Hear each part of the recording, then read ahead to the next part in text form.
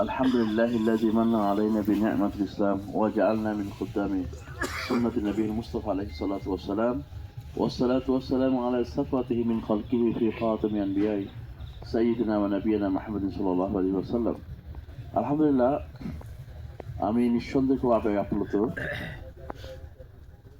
আলহামদুলিল্লাহ আজকে সকাল থেকে শুরু করেছি যে কয়েকটি এলাকা যাওয়ার সুযোগ হয়েছে, সেই 12 থেকে শুরু, তারপর জয়কৃষ্ণপুর, ওখান থেকে দোহার থেকে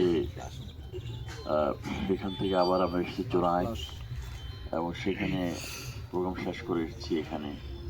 তা আলহামদুলিল্লাহ পথে পথে ঘাটে ঘাটে বিভিন্ন জায়গায় মানুষের যে উচ্ছ্বাস, মানুষের যে ভালোবাসা, সেটা আলহামদুলিল্লাহ আমাদেরকে অনেক অনেক বেশি আপ্লুত করেছে। মানুষের মাঝে পরিবর্তনের একটা তীব্র আকাঙ্ক্ষা লক্ষ্য করছি।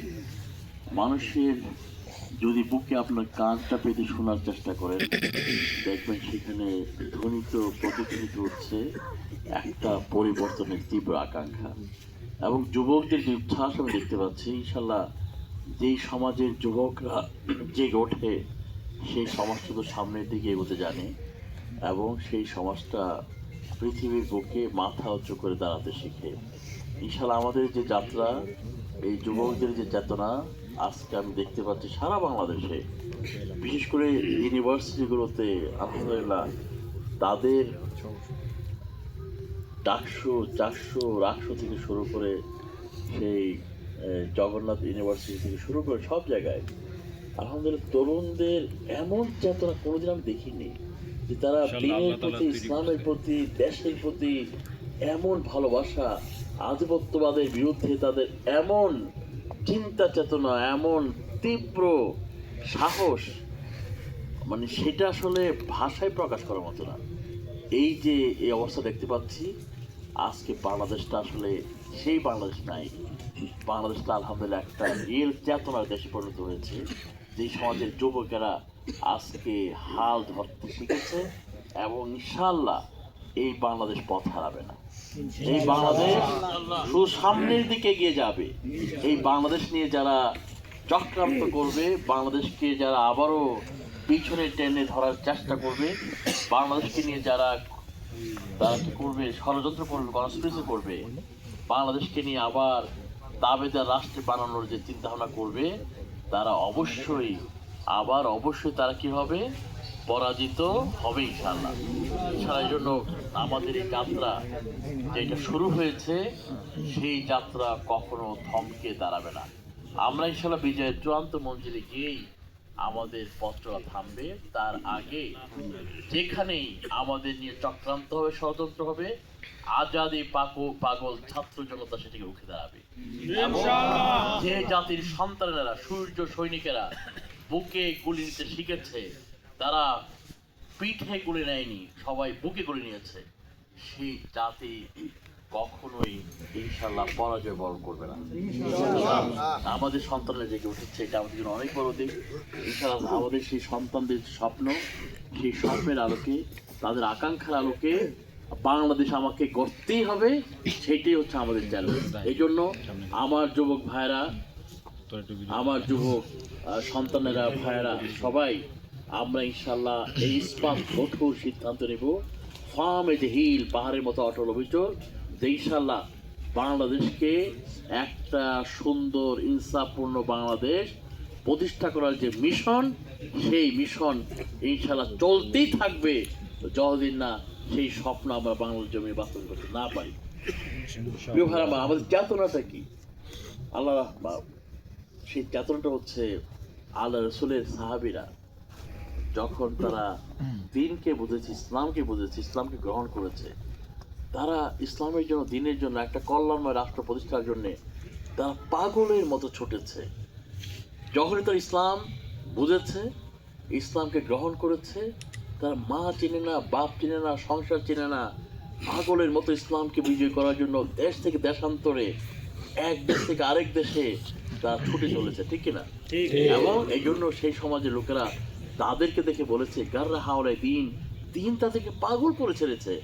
আজকে এই বাংলার জমিনে আমরা যদি দিনকে বিজয় করতে চাই, ইসলামকে বিজয় করতে চাই, দিনের আলোকে একটা সুন্দর বাগান তৈরি করতে চাই, আমাদেরকেও সেরকম দিনের জন্য মজলুম হয়ে যেতে হবে, পাগল হয়ে যেতে হবে, পাগল পারা হয়ে যেতে হবে।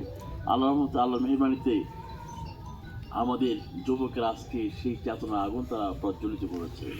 আল্লাহ রাসূলের সাহাবীরা, হযরত সাদ সালমী রাদিয়াল্লাহু তাআলা আনহু, আল্লাহ রাসূল একজন যুবক সাহাবী, নাম কি তার? সাদ সালমী।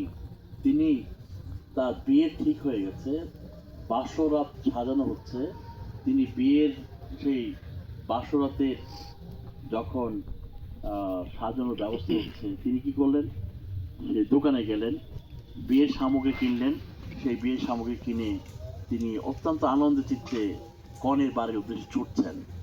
এমন সময় মদিনার রাজপথে ঘোষণা আসলো, কে আছো ইসলামকে বিজয় করো, কে কে আছো ইসলামকে বিজয় করো, দিনকে বিজয় করো। এই ঘোষণা শোনার সাথে সাথে তিনি আবার সেই দোকানে ফেরত আসলেন। দোকানে ফেরত এসে যে বিয়ের জন্য যে সামগ্রী কিনে এনেছেন সবগুলো ফেরত দিলেন। ফেরত দিয়ে দোকানি ভাইকে বললেন যে আমি আজকে আমার বাসরাত ছিল, আমি মদিনার রাজপথে জিহাদের ঘোষণা শুনেছি, এই জন্য আবার তোমাদের কাছে ফেরত এসেছি। এইগুলো ফেরত নাও, তার পরিবর্তে আমাকে একটা কি দাও? তরবারি দাও।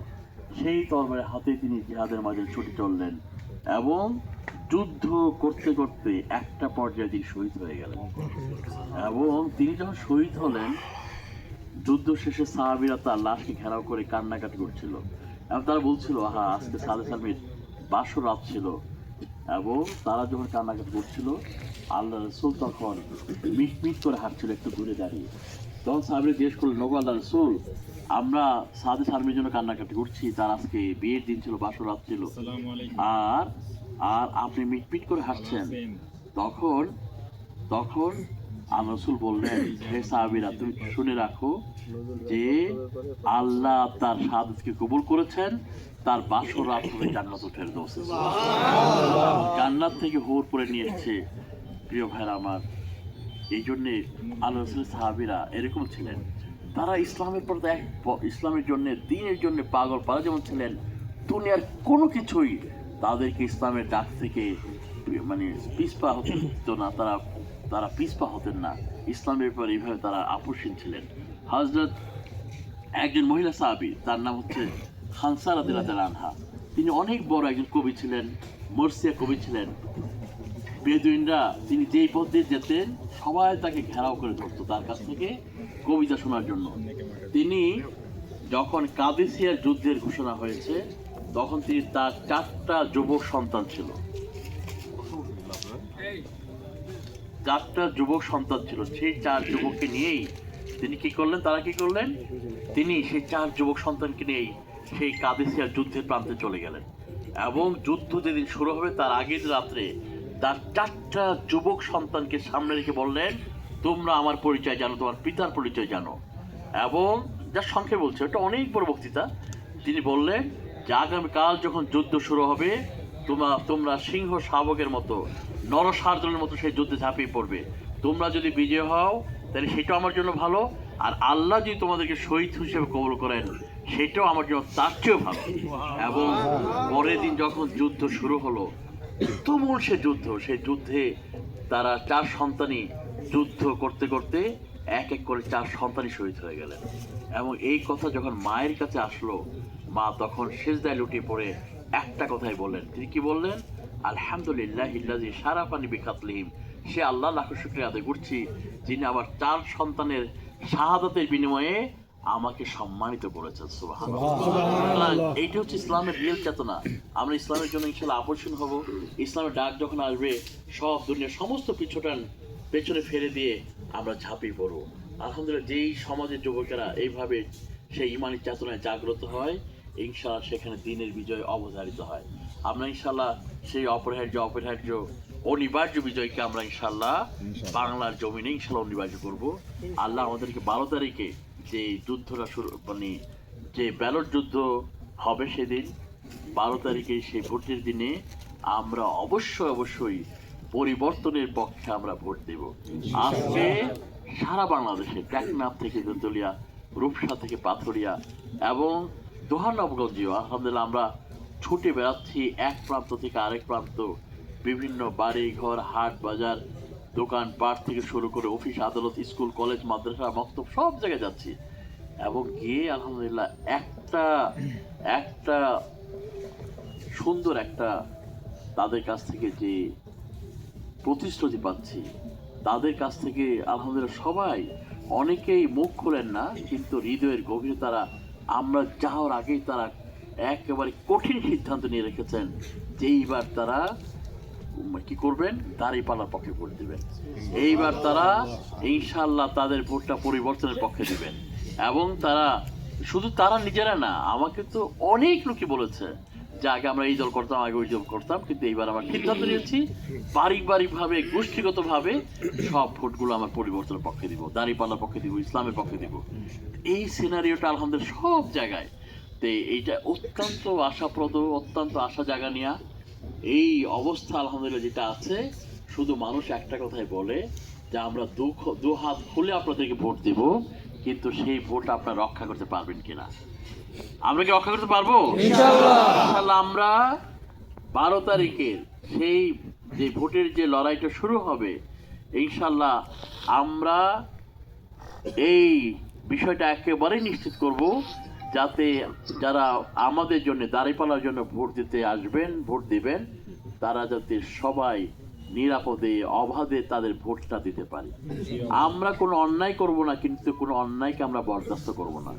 আমরা কোনো সন্ত্রাসী কার্যক্রম করব না, কিন্তু কোনো সন্ত্রাসকে ইনশাআল্লাহ আমরা বরদাস্ত করব না। আমরা সুষ্ঠু সুন্দরভাবে নির্বাচন যাতে হয়, এই ক্ষেত্রে আমাদের পক্ষ থেকে যত রকম পজিটিভ ভূমিকা রাখার আমরা রাখবো, কিন্তু আমাদের ভোটের আমানতকে নিয়ে কেউ সিনেমিনি খেলতে পারবে না ইনশাআল্লাহ, সেটা আমরা দেব না।